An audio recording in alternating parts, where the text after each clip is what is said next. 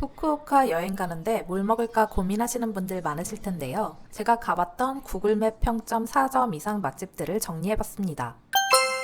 첫 번째는 요즘 한국인에게 유명한 키사탱, 키사 베니스입니다. 오전 8시부터 영업하기 때문에 부지런하게 움직여야 하는 분들이 가기 좋은데요. 아침 일찍 가면 내부 사진을 찍을 수 있지 않을까 해서 오전 8시 반쯤 도착했는데 일본인 손님들이 계시더라고요. 현지인들에게도 인기 있는 곳인 것 같습니다. 손님이 계셔서 내부 사진은 못 찍었지만 단정하게 차려입으신 마스터께서 내려주시는 맛있는 커피를 맛볼 수 있었어요. 분위기가 드라마 심야식당 카페 버전이라고 이해하시면 될 것 같은데요. 일본인 손님들이 들어오셔서 잘 지냈냐며 이야기를 주고받는데 정겹고 보기 좋았습니다. 보통 한국 분들은 팬케이크를 많이 시키시지만 저는 따뜻한 커피와 토스트 세트를 주문했어요. 치즈 토스트가 정말 소박하고 별것 아닌 것처럼 볼 수 있는데 따뜻하고 소소하게 맛있었습니다. 느끼하지 않게 샐러드도 같이 있어서 좋았고요.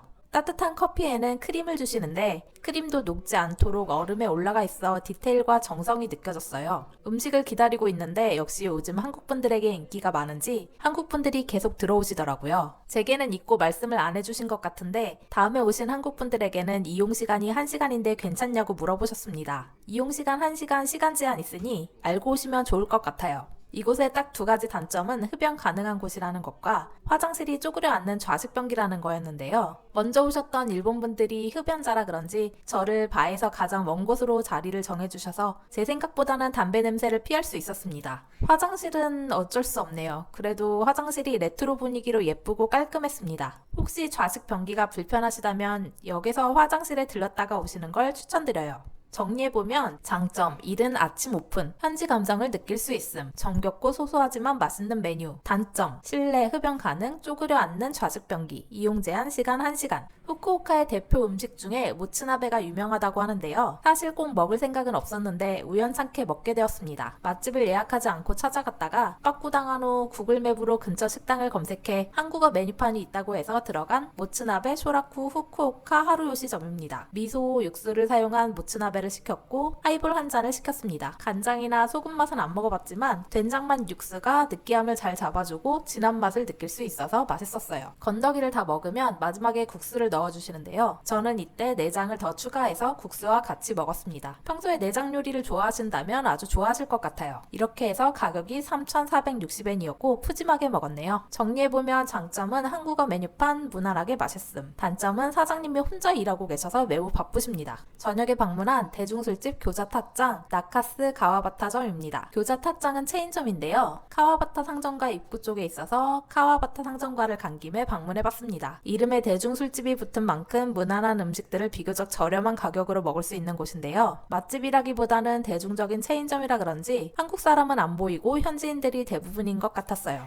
오후 4시에서 6시까지는 해피아워가 있어서 좀 더 저렴하게 먹을 수 있습니다. 메뉴에 한국어가 써 있어서 메뉴 고르기도 좋았는데요. 저는 하이볼을 좋아해서 일단 하이볼부터 주문하고 시작했습니다. 한국에선 하이볼 한 잔 마시려면 7,000~8,000원이잖아요. 여기에서는 하이볼 가격이 398엔, 세금 붙으면 437엔이라 가격이 너무 좋았습니다. 첫 번째 메뉴로는 문어튀김과 매운 콩나물을 시켰습니다. 문어튀김은 바삭한 게 맛있고 콩나물이 매콤해서 튀김의 느끼한 맛을 잡아줘서 맛있었습니다. 두 번째로는 교자를 시켰는데요. 가게 이름에 교자가 붙어서인지 맛있어서인지 다른 손님들도 많이 먹고 계시더라고요. 제가 교자를 많이 먹어보진 않았는데 바삭한 게 확실히 맛있었습니다. 세 번째 시킨 건 가마부코 버터 간장구이. 가마부코가 뭔지 몰랐는데 추천 메뉴 표지가 있어서 그냥 시켜봤습니다. 시켜봤더니 이건 그냥 어묵을 간장과 버터로 구운 거더라고요. 이건 좀 별로였어요. 제가 짠 걸 별로 안 좋아해서 짭짤한 걸 좋아하신 분들은 드셔보셔도 괜찮을 것 같습니다. 혼자 신나서 하이볼 2잔에 레몬사와 한 잔까지 3잔이나 마셔버렸네요. 총 2,350엔으로 배부르게 먹고 나왔습니다. 정리해보면 장점은 무난하게 맛있음, 저렴한 가격, 단점은 특별하지 않다는 것입니다. 많이들 방문하시는 라쿠스이엔, 여기도 오전 9시부터 여는 곳이라 일찍 방문할 수 있어 좋은 곳인데요. 저것만 구경하면 100엔이고 차와 작은 간식을 맛보려면 500엔을 추가하시면 됩니다. 저는 정원을 바라보며 차를 마시고 싶어 500엔을 추가하고 티켓을 구매했어요. 정원을 보고 매표소로 돌아와 티켓을 보여드리면 다실에 자리를 안내해줍니다. 누군가 차가 한입거리로 매우 적다고 하셨는데 저는 생각보다 찻잔이 커서 놀랐어요. 디저트는 쌀과자랑 달달한 이름 모를 디저트가 나왔는데 씁쓸한 말차 포장마차와 조합이 좋았습니다. 가격이 비싼 게 아니라서 정원 구경한 김에 차도 한 잔 마시고 오시는 걸 추천합니다. 정리해보면 장점은 이른 아침 오픈, 정원뷰에서 차를 마실 수 있음. 단점은 정원이 생각보다 작고 다시를 다른 손님들과 함께 공유해야 한다는 것이에요.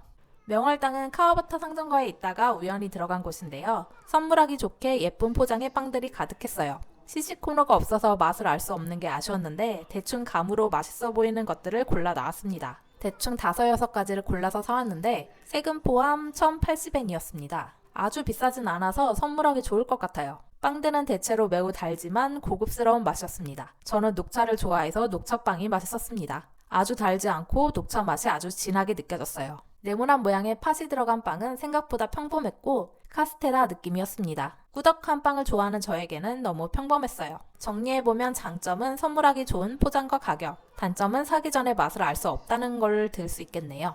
히타 가기 전에 하카타역에서 산 계란 도시락도 소개해드릴게요. 이것도 많이들 드시는데 기차 안에서 먹으려고 구입해봤습니다. 도시락을 구매할 때 아무 생각 없이 집어서 계산하려는데 사장님이 고추냉이가 없는 건데 괜찮겠냐고 물으시더라고요. 저는 와사비가 들어간 으른의 맛을 먹어보고 싶었기에 냉큼 바꿔왔습니다. 와사비가 안 들어있는 것과 들어있는 것이 있으니 취향에 따라 골라서 구매하시면 될 것 같습니다. 기차를 타서 냉큼 먹어보니 저는 고추냉이 들어간 게 너무 맛있더라고요. 와사비가 없어도 맛있을 것 같은데 달달한 계란과 와사비의 조화가 좋았습니다. 근교로 기차 여행 가시는 분들은 꼭 구입해서 먹어보시길 추천합니다. 정리해보면 장점은 맛있음, 간편하게 식사 해결. 단점은 휴지통이 없어서 쓰레기를 내내 들고 다녀야 한다는 것입니다.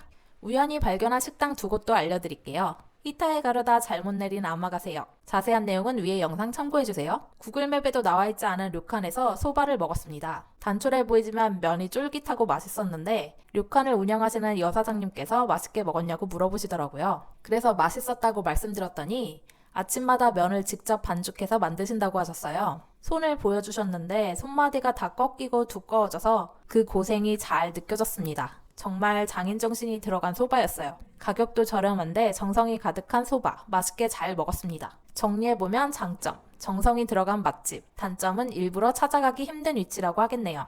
아무것도 없는 아마가세역에서 시간을 때우기 위해 무작정 들어간 카페. 예전에는 영업했지만 최근에는 영업을 하지 않는 것 같은데 다행히 들여보내주셨습니다. 내부가 정말 레트로의 정석이었어요. 안에 손님이 계셔서 사진을 못 찍었지만 세월의 흔적을 담은 LP판과 여러가지 물건들을 구경할 수 있었습니다. 정말 단순하지만 옛날 감성의 커피 한 쟁반을 받았는데요. 헤매 다니느라 지쳤던 제게 정말 꿀맛 같은 커피였어요.